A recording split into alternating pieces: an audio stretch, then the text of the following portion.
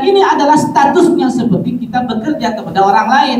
Kalau kita bekerja kepada orang lain, kita akan mengharapkan gajinya. Dengan pimpinannya belum tentu kita cinta. Dengan pimpinannya belum tentu kita suka. Nah, seperti halnya ini, Pak. Sehingga kelasnya ini kalau kita beribadah karena surga, ini berarti kelas nomor 2 dia.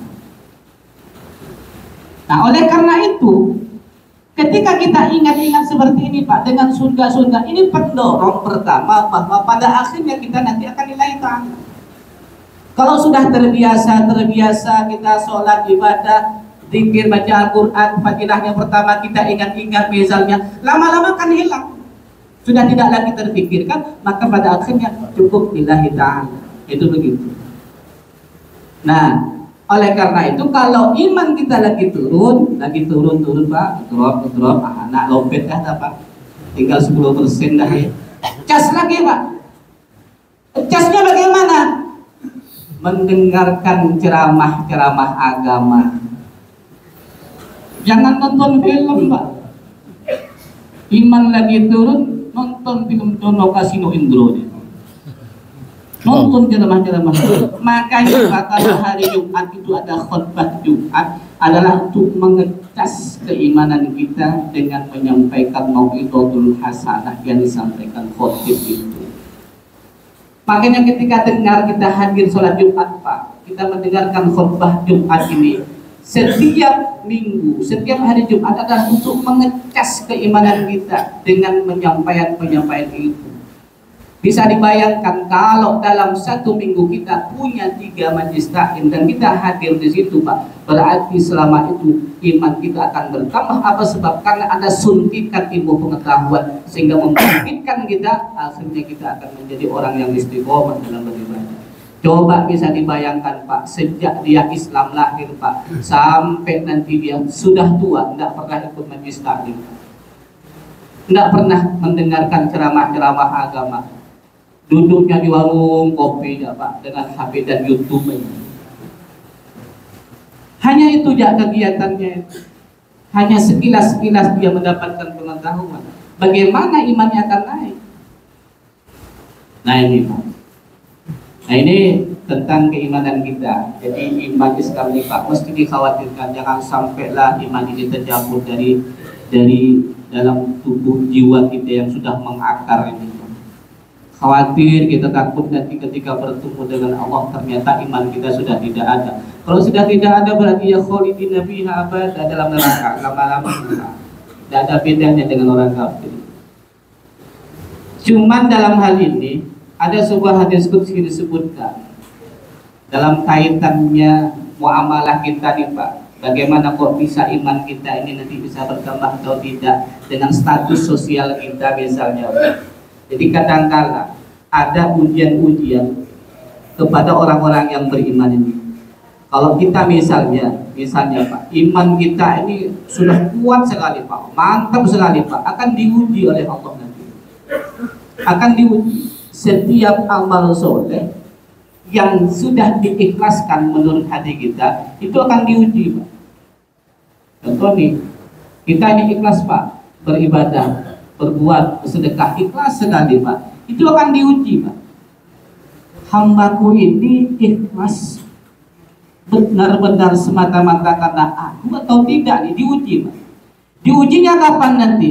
Ketika dia bersedekah Pak, dia terpancing untuk mengungkapkan berapa nilainya, akan menceritakan kepada orang lain. Terpancing dia Pak. Aku semari nyumbang masjid ini, alhamdulillah 1 juta aku sih, tapi tidak tahu kemana yang nongin. Aku sih tidak sombong, jadi masih juta ya Ben. Paling pun aku kerja paling 1 hari dapatkan tepi, aku berikan 1 juta. Dah menceritakan kepada orang lain. Hati-hati dalam hal ini. Ini bisa terhapus pahalanya ini.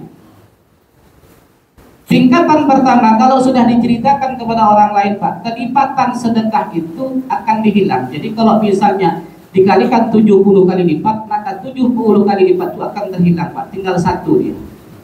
Cerita 1 lagi, pindah ke warung kopi dekat Masjid Raya, hilanglah Pak. Hilang tuh. Makanya kalau kita berbuat baik, pendam sedalam-dalamnya ke dalam tanah, bahasa kita, Pak.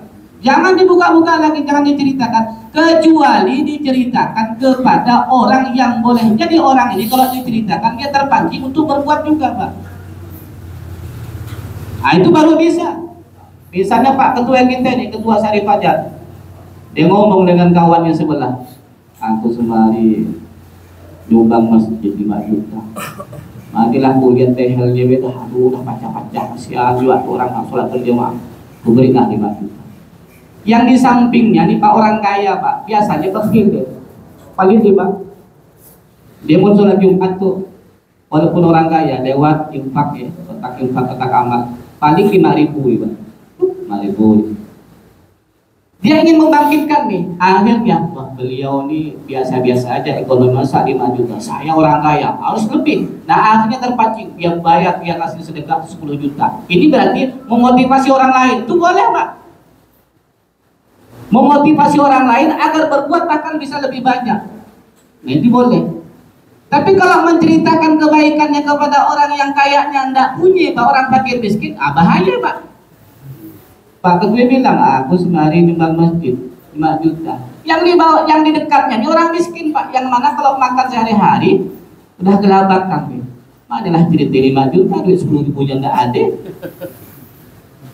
Nah ini keliru dalam hal ini. Jadi kita akan diuji Pak dalam tingkat keikhlasan. Hatta iman kita pun akan diuji oleh Allah Subhanahu Wa Taala. Tapi ada yang memang pantas orang ini, disitulah dia pada akhirnya imannya akan ditetapkan. Kata Nabi, inna min ibadi la yasluhu imanuhu illa bil ghina. Di antara hamba-hambaku itu ada yang imannya dia tidak bisa baik imannya kecuali illa bil ghina, kecuali aku kayakan dia. Wa in afqartuhu fa huwa kufur. Seandainya aku fakirkan dia fa kufur, maka dia bisa ingkar, Pak. Bisa menjadi kufur. Kufur ini bukan kufur keluar dari Islam dan iman, ya bukan. Tapi bisa saja nanti kufur nikmat. Jadi kalau ada hamba-hamba Allah yang sengaja oleh Allah Pak dijadikan orang kaya, apa sebab kalau orang ini kaya biasanya dia dermawan Pak, suka membantu orang lain, membantu fakir miskin, membantu orang-orang yang tidak mampu. Pokoknya dia loyal Pak, selalu memberi dia Pak. Sehingga orang ini Pak, imannya akan semakin baik, semakin bagus, bahkan semakin berkualitas ketika dia berada di posisi sebagai orang kaya. Nah kita akan melihat di sini Pak, status kita ini sekarang seperti apa. Makanya kalau orang ini nanti misalnya dia difakirkan oleh Allah, bisa saja dia akan kufur nikmat. Bahkan boleh jadi malah keluar dari Islamnya, dari imannya. Kadal fakru ayat kufur.